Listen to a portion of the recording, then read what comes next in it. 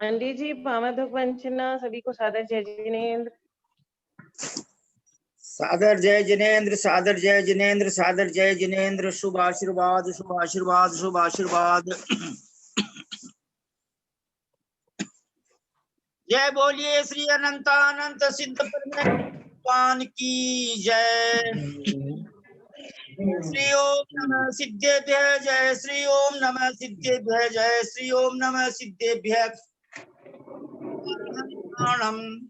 नमो सिद्धाणम, नमो आयरियाणम, नमो उवज्जायाणम, नमो लोये सब्बसाहूणम,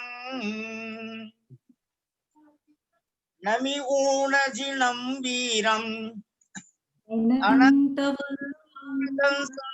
सहावम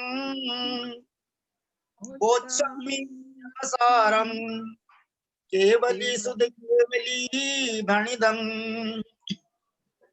गाथा नंबर 48। अशरीरा अविनाशा अनिंदिया निर्मला विशुद्धप्पा जयलो यज्ञ सिद्धा संसिदीर्णेया। अशरीरा अविनाशा अतीन्द्रिया निर्मला विशुद्धात्मानः यथा लोकाग्रे सिद्धा तथा जीवा संस्कृतौ ज्ञेया। इतना सुंदर अपने को संबोधन दिया है। इधर उधर न भटकें, ज्यादा संकल्प विकल्प न करें। में 24 घंटे में कम से कम 4 बार 5-5 मिनट के लिए आंखें बंद करके, बल्कि 24 मिनट की एक घड़ी होती है, 6 बार जो है 4-4 मिनट के लिए कुंद कुंद देव के शब्दों का ध्यान करें। मात्र 24 मिनट में मात्र 24 मिनट अपने को आत्मा के लिए देना है, ज्यादा नहीं देना। ज्यादा देने से फिर अपने को क्या नुकसान हो जाता है, क्या समझे? 24 घंटे आज से शुरू करना, 24 घंटे में 24 मिनट, और इसी गाथा का विचार करना। मैं श्रीमान जी, भाई साहब श्रीमान जयचंद जी गंगवाल साहब से आज विनम्र प्रार्थना करता हूँ कि जिनवाणी के इन शब्दों को आप जो है अन्वयार्थ के द्वारा और टीकार्थ, गाथार्थ के द्वारा और टीकार्थ के द्वारा आप हम सबको समझाने की कृपा करें प्लीज। जयचंद जी गंगवाल साहब, हैदराबाद। सभी से जय जिनेन्द्र। गाथा नंबर 48 का अन्वयार्थ पढ़ना है।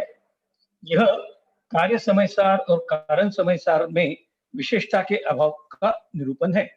अन्वयार्थ: जह मतलब जिस प्रकार, लोयज्ञ मतलब लोक के अग्रभाग पर, सिद्धा मतलब सिद्ध भगवन, अशरीरा शरीर रहित है, अविनाशा विनाश रहित है, अनिंद्रिया इंद्रिय रहित है, निम्मला निर्मल है, विशुद्धया विशुद्धात्मा है, तह उसी प्रकार संसिद्धि संसार में जीवा जीवों को नेया मतलब जानना।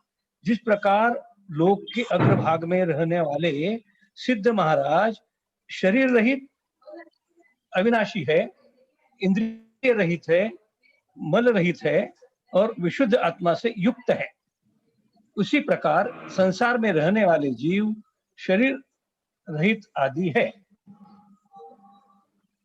निश्चय न से 5 प्रकार के शरीर संबंधी प्रपंच का अभाव होने से सिद्ध भगवान शरीर रहित है। 5 प्रकार के शरीर संबंधी प्रपंच का अभाव होने से मतलब 5 प्रकार के जो शरीर है वो नहीं है सिद्ध भगवान के। निश्चय न से नर नारकादि पर्यायों को छोड़ने और ग्रहण करने का अभाव होने से अविनाशी है। एक साथ परम तत्व संबंधी सहज दर्शन आदि कारणों से शुद्ध और निस्वरूप में जानने में समर्थ जो स्वाभाविक ज्ञान ज्योति, उसके द्वारा समस्त संशय का स्वरूप नष्ट कर देने से अतीन्द्रिय है। मतलब सिद्ध भगवान अतीन्द्रिय क्यों है? क्योंकि एक साथ परमात्मा तत्व संबंधी सहज दर्शनादि कारणों से शुद्ध और स्वरूप के जानने में समर्थ और ज्ञान ज्योति उसके द्वारा समस्त संशय का स्वरूप नष्ट कर देने से अतीन्द्रिय है। मल उत्पन्न करने वाले क्षयोपशमिक आदि भावों का अभाव होने से निर्मल है और द्रव्य तथा भाव कर्म का अभाव होने से विशुद्ध आत्मा है। पूर्वोक्त गुण विशिष्ट भगवान सिद्ध परमेष्टि जिस प्रकार लोकाग्र में अवस्थित है, उसी प्रकार संसार में भी ये जीव निश्चय के बल से शुद्ध है। टीकाकार कहते हैं, वह शुद्ध जीव और अशुद्ध की कल्पना निरंतर मिथ्या दृष्टि जीव की होती है। सम्यक दृष्टि के कारण और कार्य दोनों ही तत्व निरंतर शुद्ध प्रतीत होते हैं। इस प्रकार जो सम्यक दृष्टि परमागम के इस अनुपम अर्थ को स्वयं जानता है, उसकी सार तथा असार के विचार से बुद्धि अतिशय सुंदर है। हम लोग उस सम्यक दृष्टि की वंदना करते हैं। बहुत सुंदर सर, बहुत सुंदर। यानी वास्तव में ज्ञानी विद्वान वह आत्मा है जो इस प्रकार अपने आप को अनुभव की कोशिश करते हैं, यानी वो सम्यक दृष्टि हो जाते हैं। देव शांत गुरु पर श्रद्धान, तत्वार श्रद्धान, वेद विज्ञान और इस प्रकार की अनुभूति निदान और भाव, तब जाके सम्यक दर्शन प्राप्त होता है। सम्यक दर्शन चारों गतियों में प्राप्त होता है, सातवें नरक में भी प्राप्त होता है जिनको प्राप्त होने की योग्यता है, उपादान जिनका रहता है। तिर्यंश गति में भी होता है, मनुष्य गति में भी होता है, देव गति में भी होता है। देव गति के भवंत्रिक में, वैमानिकों में सबको होता है। और जिनको नहीं होना होता है, जिनको नहीं होना होता है, जिनका वैसा उपादान नहीं है, या जिनको अनादि से अनंत काल तक होगा ही नहीं। मान लो, कल्पना करो कि जैसे कोई अभव्य जीव है, उसको अनादि से अनंत काल तक कभी भी नहीं होगा। चाहे वो स्वर्गों में रहे, चाहे नौ ग्रहवेक में रहे, चाहे भोग भूमि में रहे, मनुष्य में रहे, मनुष्य गति में रहे, तिर्यंश गति में रहे, नरक गति में रहे। इसलिए सभी भाई बहन, हम जितने भी 8-10 भाई बहन इस ग्रुप में जुड़े हुए हैं दोपहर के स्वाध्याय में, ये अपना बहुत पुण्य का उदय है कि अपन जो है कुंद कुंद आचार्य महाराज के शब्दों को पढ़ रहे हैं। और अपनी सबकी आधी उम्र निकल गई है, 50% निकल गई है। अभी सोनू बहन छोटी है, उसकी अभी उम्र ज्यादा है, अंदर बाकी है। उसकी अभी 30, उसकी कितनी 45% निकली है। बाकी अपनी सबकी आधी उम्र निकल गई है। कम से कम अब तो चेते हम लोग। इतनी ऊंची ऊंची उपमा अपने को आचार्य श्री दे रहे हैं कि भाई आप तो सिद्ध भगवान के समान शुद्ध हो। अब मैं, जिनका पुण्य दिनों दिन बढ़ रहा है धर्माचरण के कारण और धार्मिक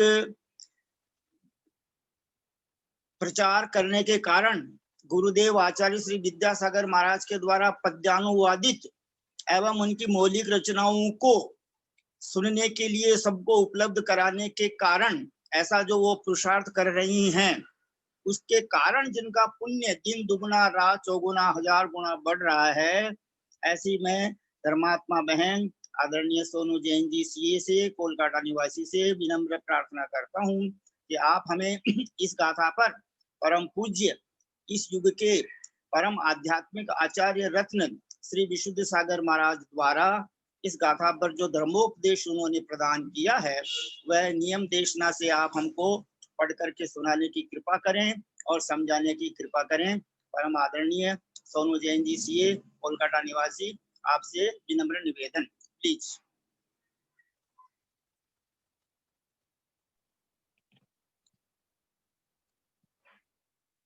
जय बोलो आचार्य श्री कुंद कुंद स्वामी की जय।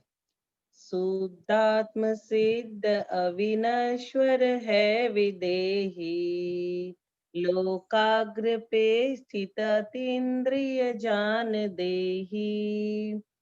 ये सिद्ध के सदिश है जग जीव सारे, तू देख शुद्ध नय से मद को हटा रे।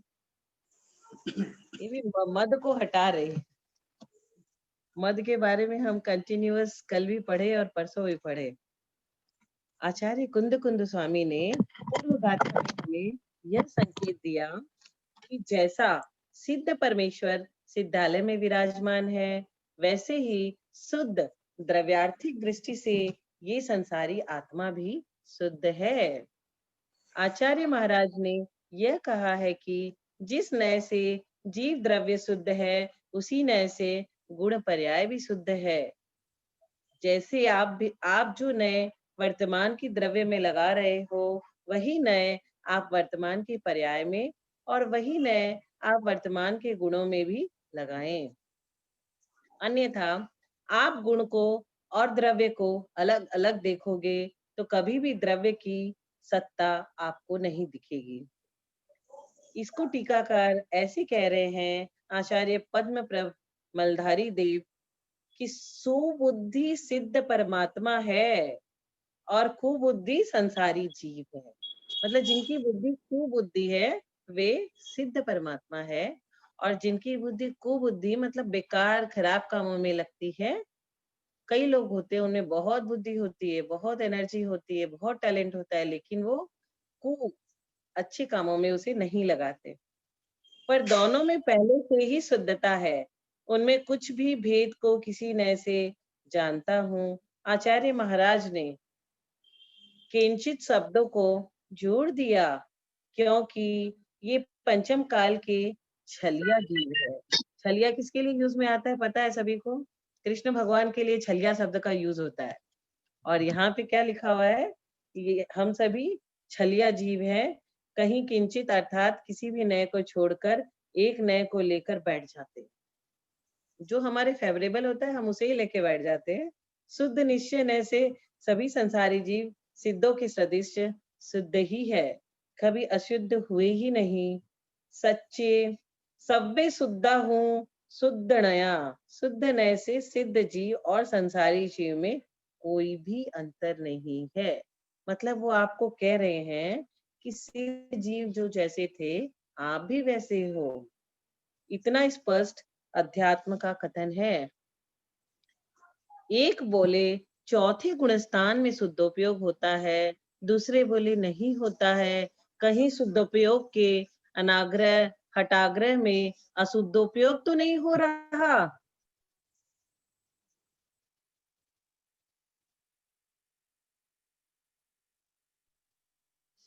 क्योंकि दोनों हट में बैठे हैं पर हट नहीं रहे। हट कर रहे हैं लेकिन हट नहीं रहे हैं। मिथ्यात से असंयम से कोई मुनिराज है, वे कहें कि चौथे गुणस्थान में शुद्धोपयोग होता है।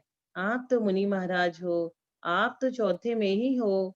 आप तो चौथे में हो नहीं, आप तो छठवे में हो। जब कोई मुनिराज होता है तो हम संसारी जीव ये प्रिज्यूम कर लेते हैं कि मुनिराज तो हमेशा छठे गुणस्थान में ही रहते हैं या फिर सातवें गुणस्थान के प्रथम भाग में, लेकिन ऐसा नहीं है। अब आपको क्या मिल रहा है कि इसमें मैं हो रहा है कि नहीं हो रहा? आप तो छठवे में हो, आपको तो छठवे सातवें में झूलना है। इतनी शुद्धता में आप पहुंच रहे हो, आप काहे पड़े चक्कर में? क्या आप निर्णय दे सकते हो?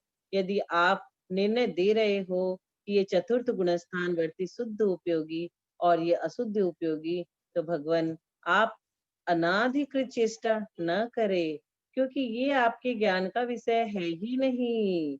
ये बता सकते हैं कि 7 प्रकृतियों के क्षय और क्षयोपशम जिसका हो वो सम्यक दृष्टि, और जिसका नहीं हो वो मिथ्या दृष्टि। लेकिन किसका है और किसका नहीं, ये उनका ज्ञान का विषय नहीं है।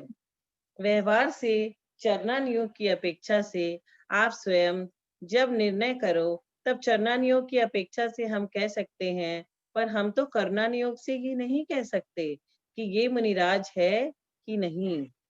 तो चरणानुयोग, प्रतिमानुयोग, कर्णानुयोग, द्रव्यानुयोग सब अपने अपने दृष्टि से अपने अपने एंगल से अपना अपना ओपिनियन देता है।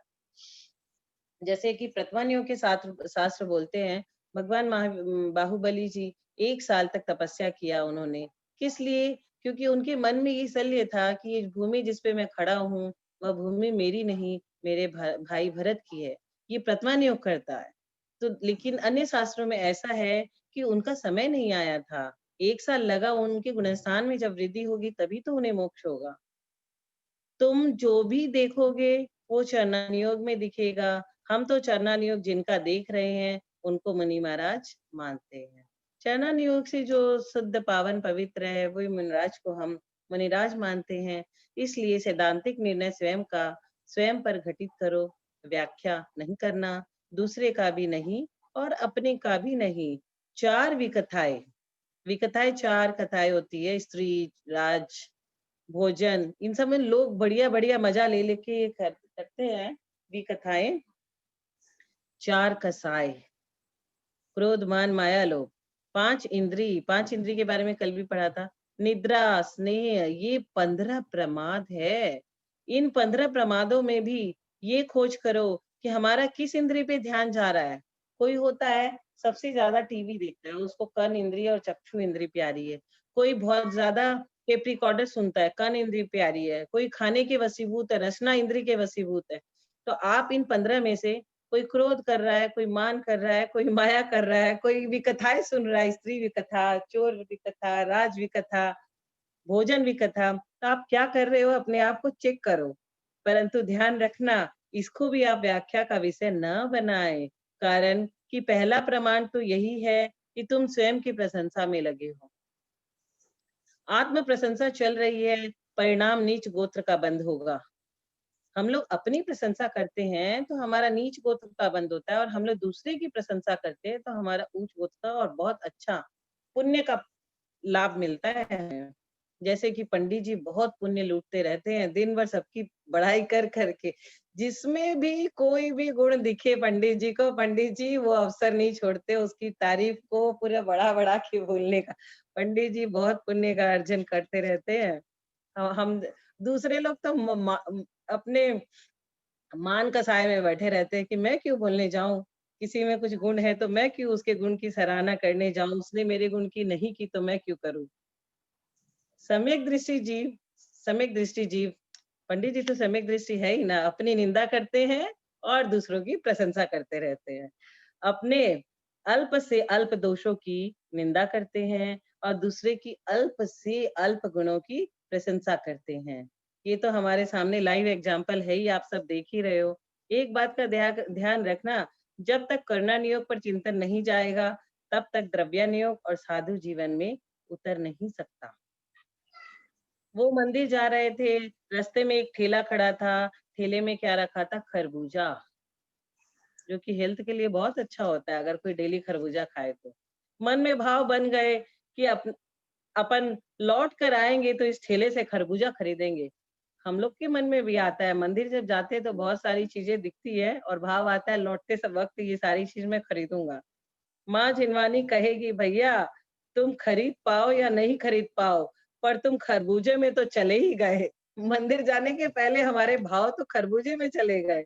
अब हो सकता है कि तुम वापस भी ना आ पाओ, परंतु खरबूजों में आश्रय कर चुके थे आप। अब तुम सोचो कि अभी तो खरीदना नहीं, अभी तो मंदिर जा रहे हैं, अपन क्यों विकल्प करें। अगर इसकी जगह हम ये सोच लें कि अभी तो हमें कोई विकल्प नहीं करना, अभी मंदिर जाना है, दर्शन करना है। यदि हमने 1 घंटे पहले से विकल्प शुरू कर दिया तो तद द्रव्य संबंधी आश्रय प्रारंभ हो चुका है ना। हमारे धर्म में ऐसे मल्टीप्लायर होता है पुण्य का भी। आप सुबह उठ के नहाए ना तो आप ये सोच लो मैं इसलिए नहा रहा हूँ कि नहा धो के मुझे मंदिर जाना है, बस आपके पुण्य शुरू हो गए मंदिर जाने के। मैं इसलिए चावल ले रहा हूँ क्योंकि मंदिर में जाके मुझे ये औषधि मुझे ये द्रव्य चढ़ाना है। तो वो अर्घ जो हम घर से बना के ले गए तो हमारे पुण्य वहीं से शुरू हो गए। और जो हिंसा हम रास्ते में कर रहे हैं, गाड़ी में जा रहे हैं, छोटे छोटे जीव मर रहे हैं, उस हिंसा का भी हमें उतना पाप नहीं लगेगा, क्योंकि हमारे भाव में तो ये है ना कि हम मंदिर जा रहे हैं। नहीं, हमको ऐसा विकल्प नहीं लाना, आश्रय से तुम बच जाओगे। ऐसा व्यापार जिसका प्रति क्षण चले उसका नाम मोक्ष है। ये मोक्ष का व्यापार है भैया, हर क्षण चलता है। और ऐसा व्यापार जिसका अंतरंग में नहीं चल रहा उसका नाम अमोक्ष है। इसको समय सार की भाषा में अध्यवसाय, अध्यवसाय के बारे में बहुत सुन लिया आपने, अध्यवसाय स्थान कहेंगे। कर्णन योग का चिंतन जब कसायों की मंदता में ले जाता है तो व्यक्ति को संयम के भाव बनते हैं। वो व्रत का पालन कर रहा है तो चरणन योग में आ गया। जैसे ही वो व्रती हो जाता है, व्रत उपास करने लगता है, चरणन योग में वो आ गया। एक श्रावक को अध्यात्म ज्ञाता तो कहा जा सकता है, अर्थात अध्यात्म शास्त्रों का व्याख्यात, अध्यात्म शास्त्रों का ज्ञाता। अध्यात्म शब्द का अर्थ है अधि यानी पास। जो आत्मा के पास है वो है अध्यात्म। जिस विद्या में आत्मा के नजदीक ले जाने की शिक्षा ली जा रही है वो है अध्यात्म। अध्यात्म श्रमण यानी जिस योगी के योग शांत हो चुके हैं। साधु की चर्चा नहीं कर रहा हूँ क्योंकि साधु तो साधना कर ही रहा है। अध्यात्म शास्त्र में साधु शब्द कम मिलेगा आपको, योगी शब्द ज्यादा मिलेगा। मैं ममत्व से रहित हूँ, मैं शुद्ध हूँ, ऐसा किसके गोचर हो रहा है? ज्ञानी योगियों के गोचर है। ये सब जो पदार्थ दिख रहे हैं वे सभी सर्वदा पौद्गलिक है। मेरे से भिन्न है, उसे अध्यात्म विद्या के प्रचार का भी राग नहीं है, उसे अन अध्यात्म से हटने का भी द्वेष नहीं है। क्योंकि जब अध्यात्म योगी होगा उसे आत्मा के अलावा किसी का भार ही नहीं है। तो प्रचार की बात कहाँ, अपने बीच उद्गल के प्रचार का उससे श्रोताओं को लाभ ही लाभ है, पर वक्ता के अंदर में राग भी हो सकता है, इसलिए उसको हानि है। क्योंकि उसको ये आशाएं हैं कि मेरे प्रवचन कैसे हो रहे हैं, लोग कैसे सुन रहे हैं। सुनने वाले तो अपने तत्व को समझ रहा है और सुनाने वाला बुद्धि के मात्र द्रव्य में डूबा है। तत्व विद्या है ये, जो है सो सत्य है। सत्य को कहने में कभी चूकना मत। निर्गंथ ही अध्यात्म श्रवण बनता है, पूर्ण निर्गंथ ही अध्यात्म श्रवणता है। अंतरंग बहिरंग में जरा भी गांठ होगी तो अध्यात्म श्रवणता नहीं है। गांठ को खोलना है हमें अपने अंदर की। हमारा किसी ने बुरा कर दिया तो हमें ये सोचना चाहिए कि ये अज्ञानी है, इसने ऐसा अज्ञानतावश कहा। और किसे कहा? मेरे शरीर को कहा।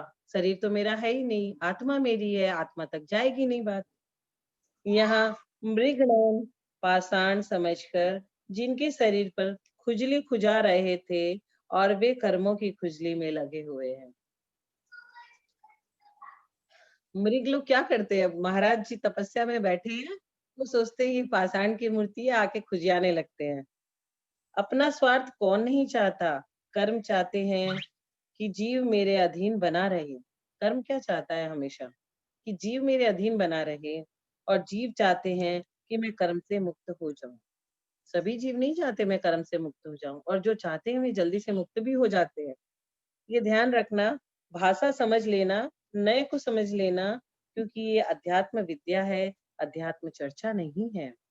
अध्यात्म चर्चा वो है जहाँ कोई आडंबर नहीं है, कोई आलंबन नहीं है। पंचम काल के व्यक्ति बड़ी हीन शक्ति के हैं। हमारे पास शक्ति कहाँ है? इतनी सहनन हमारा बहुत छोटा वाला है, ब्रज विषव नाराज सहनन। ये सहनन पंचम काल में किसी को नहीं होता। पूर्ण अध्यात्म चर्या तभी पलेगी जब वे तालाब या नदी के किनारे बैठे होंगे, वृक्ष के नीचे बैठे होंगे। आपने देखा होगा कि जितने भी मुनि महाराज तपस्या करते हैं, most of them what they are doing, वृक्ष के नीचे बैठ जाते हैं और वहां तपस्या करते हैं। कहीं वाचना करना है उसका विकल्प नहीं, कहाँ विश्राम करेंगे उसका भी विकल्प नहीं। वो थोड़ी ना ये सोचते हम कहाँ भोजन करेंगे, कहाँ विश्राम करेंगे। उनको तो बस वृक्ष मिला, नीचे बैठ गए, तपस्या में लीन। बस जहाँ तिथि हो गई वहीं स्थापना हो जाए। कलश का कोई विकल्प नहीं। आप अध्यात्म की बात कह रहे हो, इसलिए कोई विकल्प नहीं। सिद्धों की भक्ति कर लिए, भगवान की भक्ति कर लिए, स्थापना हो गई, 4 महीने का योग लगाकर बैठ गए। वहां पानी की बूंद टपक रही है, यहाँ अध्यात्म की बूंद टपक रही है। आकाश में मेघ गरज रहे हैं, अंतरंग में वैराग्य की गर्जना उठ रही है। जहाँ आकाश में बिजली तड़क रही है, वहां चैतन्य ज्योति चमक रही है। नमः समय साराया स्वानुभूति प्रकाशित हो रही है। ऐसी योगी की आत्मा में जो परिणति है, इसका नाम अध्यात्म श्रवण। कार चल रहा था, मार्ग में चिड़िया चुग रही थी। योगी का लक्ष्य देखना, इसके भोजन में अंतराय ना आ जाए।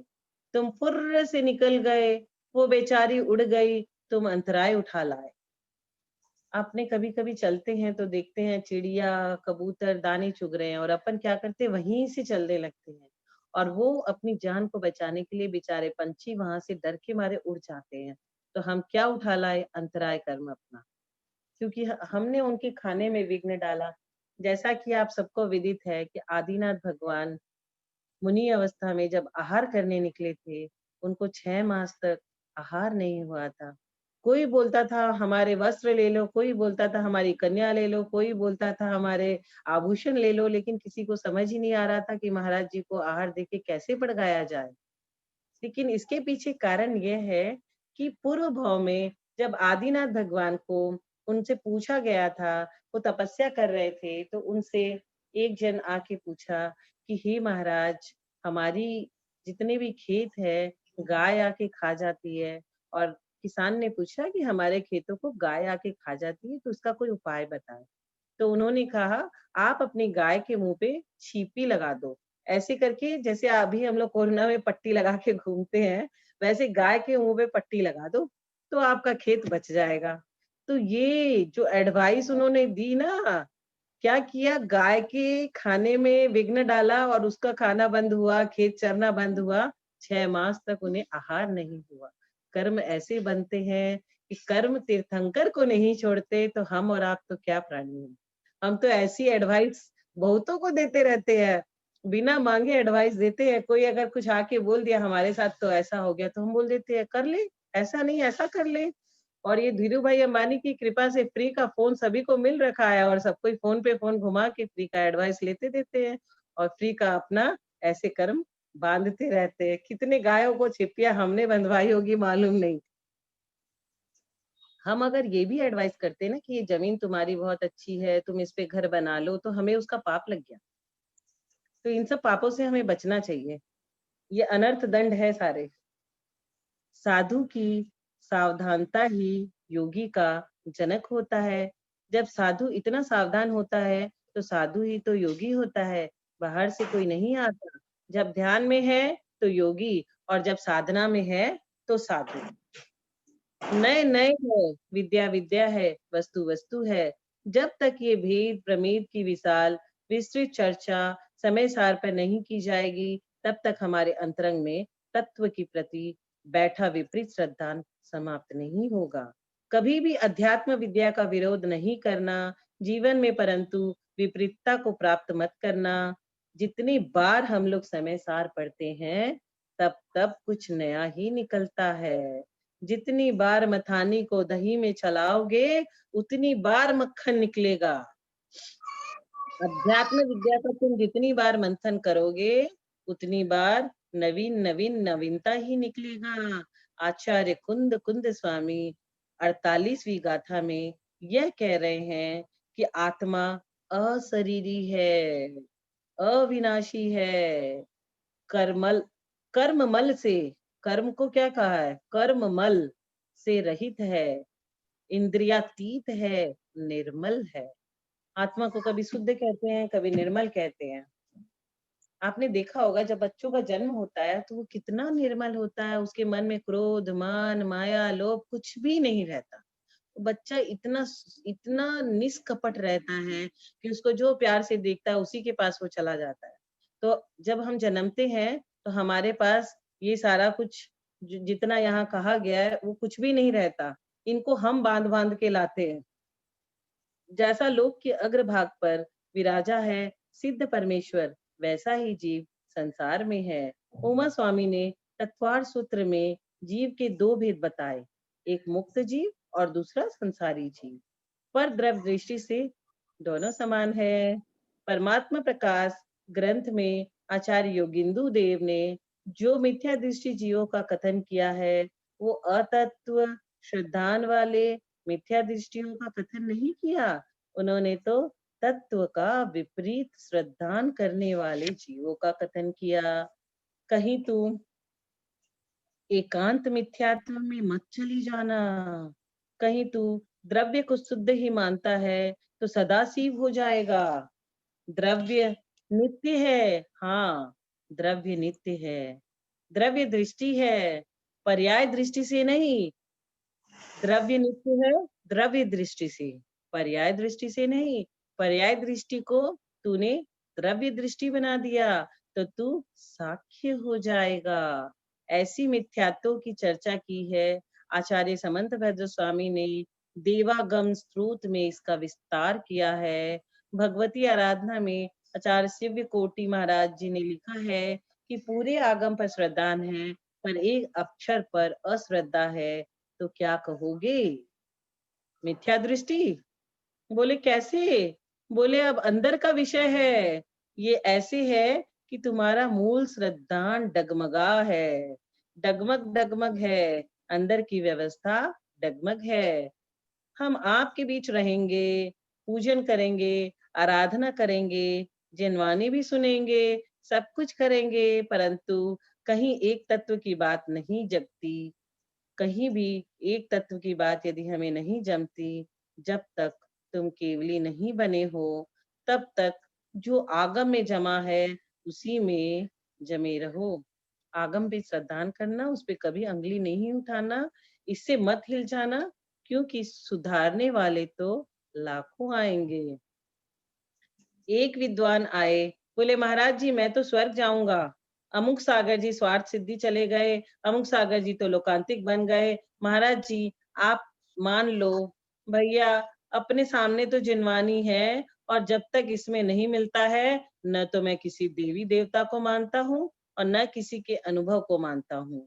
अनुभव सिद्ध नहीं है, ये आगम सिद्ध होना चाहिए। आगम सिद्ध जो अनुभव है स्वीकार है। कुंद कुंद स्वामी ने अनुभव शब्द का उपयोग किया। समय सार में लिखा कि एकत्व विभक्त का जो व्याख्यान करूंगा स्वानुभव से और आगम से स्वीकार है। क्योंकि एक तो आगम को सामने रखे हो, आगम के अनुसार चल रहे हो, तो तुम्हारा अनुभव मुझे स्वीकार है। जो माँ बालक को जन्म दे रही है, वो अपनी पीड़ा का अनुभव सुनाए तो सुनकर आप भी स्वीकार कर लोगे। जिस बांझ ने कभी बच्चे को जन्म नहीं दिया, वो आंखों में आंसू टपकाए कि भैया प्रसूति की कैसी पीड़ा होती है, तो तुम कहोगे कि काहे हल्ला कर रहे हो, तुम्हें काहे की पीड़ा का अनुभव? तो जो बच्चा जन्म देती है वही माँ पीड़ा अनुभव कर सकती है। जिनवानी अनुभव सिद्ध है, आगम सिद्ध है, पर अनुभव भी उसी का जिसके प्रैक्टिकल है। आचार्य कुंद कुंद स्वामी अध्यात्म विद्या में पूरे लोक में क्यों विख्यात हो गए? विश्वास से, और विश्वास वास्तव में चर्या से उत्पन्न होता है। आचार्य गुणभद्र स्वामी ने आत्मानुशासन ग्रंथ में लिखा है कि संपत्ति तो अल्प ही है, परंतु धन बहुत होता है। कैसे? नदी में शुद्ध पानी कितना, यदि बाहर के नाले का न मिले तो नदी कभी बढ़ नहीं सकती। ऐसा ही तुम धनाढ्य बन बैठो, पर ध्यान रखना शुद्ध पानी तुम्हारे घर में नहीं है, अर्थात टैक्स आदि की चोरी, अन्य साधन से प्राप्त आय शुद्ध नहीं है। इसलिए शुद्ध तत्व, शुद्ध नीर, शुद्ध संपत्ति ये कठिन है। शुद्ध पानी, शुद्ध वाणी और शुद्ध उपयोग का अभाव मत कर देना, यह दुर्लभ है। निश्चय नहीं की अपेक्षा से 5 प्रकार के शरीर के अभाव से ये आत्मा अशरीरी है। निश्चय न से नर नारक और पर्याय को छोड़ने और ग्रहण करने का अभाव होने से अविनाशी है। जब ग्रहण नहीं, त्याग नहीं, और विनाश किसका? इसलिए आत्मा अविनाशी है। युगपत एक साथ परम तत्व में स्थित सहज दर्शन यदि कारण शुद्ध स्वभाव है, उसको जानने में समर्थ जो सहज ज्ञान ज्योति है, उस ज्ञान ज्योति के माध्यम से समस्त संशय को नष्ट करने के कारण अतीन्द्रिय है। छायोपशमिक आदि जो विभाव है, मल को उत्पन्न करने वाले हैं, उनका अभाव होने से विमल है। द्रव्य कर्म और भाव कर्म का अभाव होने से जो आत्मा विशुद्ध है, वह लोक के अग्रभाग में सिद्ध शिला पर विराजी है, सिद्ध परमेष्टि है वो। वैसी ही ये संसारी जीव भी किसी नए के कारण से अपेक्षा से शुद्ध है, सिद्धों के सदृश है, ऐसा हमें जानना चाहिए। एक व्यक्ति पूछ रहे थे कि जीव भव्य है या अभव्य, इनमें कभी परिवर्तन होगा कि नहीं? भैया जितने भव्य आत्मा में गुण हैं, वे सभी गुण अभव्य में भी होते हैं। जो अभव्य किस विषय के कारण है? उसका कारण प्रकृति की है, उसके वे गुण कभी प्रकट नहीं होते। प्रकृति यानी स्वभाव। जैसे नीम की प्रकृति क्या है? कड़वापन। यह सांख्य दर्शन वाली प्रकृति नहीं है। सांख्य दर्शन प्रकृति व पुरुषों से ब्रह्मांड का संचालन मानता है, पर देव दर्शन, जैन दर्शन प्रत्येक द्रव का परिणमन स्वतंत्र मानता है। तो भवत्व भाव, अभवत्व भाव, जीवत्व भाव, ये पारिणामिक भाव है। पारिणामिक भाव किसे कहते हैं? जिसमें किसी भी कर्म का क्षय, उपसम, क्षयोपसम आदि नहीं होता है, जो पारिणामिक भाव होता है। भवत्व भाव स्वभाव है और अभवत्व भाव भी स्वभाव है। आचार्यों ने लिखा कि विद्वानों ने लिखा कि जिनवाणी सुन रहे हैं, देव शास्त्र गुरु की आराधना कर रहे हैं, वो सब भव्य है। जैसे हम सारे लोग जिनवाणी सुन रहे हैं तो हम भव्य है। सम्यक दृष्टि जीव नियम से भव्य होता है। अपन देव शास्त्र गुरु के चरणों में बैठे हैं तो हमारी भवित्वता निर्मल है। भव्य यानी वह उस स्त्री के तुल्य है जिसको पति का संयोग है, संतान उत्पत्ति की योग्यता भी है, वो भव्य है। एक वह स्त्री जिसके पति का वियोग हो चुका है परंतु पुत्र उत्पत्ति की क्षमता है तो बांझ नहीं है, वो दुरान दुर्भव्य है, क्योंकि योग्यता तो है पर उसके लिए संयोग और निमित्त नहीं होता। अभव्य तो बांझ स्त्री के समान है, उसको निमित्त भी मिल जाएगा लेकिन कभी संतान की उत्पत्ति नहीं होगी। इस प्रकार समझना, दुरान दूर में अंतर तो है परंतु अभव्य शब्द से ये मानकर चलो कि कभी भी योग्यता प्रकट नहीं होगी। तो हम सब क्या समझे जिनवाणी में कि हम सभी भव्य है। यदर्थ मात्रा पदवाक्यहीनं मया प्रमादात् किंचनोक्तम् तन्मे क्षमित्वा विदधातु देवी सरस्वती केवलबोधलब्धिं बोधि समाधि परिणाम शुद्धि स्वात्मोपलब्धि शिव सौख्य सिद्धि चिंतामणि चिंतित वस्तु दाने त्वां वन्दमानस्य ममास्तु देवी त्वां वन्दमानस्य ममास्तु देवी। जावानी के ज्ञान से सूझे लोकालोक सोवानी बंधक नमो सदा देत हूँ। ये जिनवाणी भारती तो ही जपो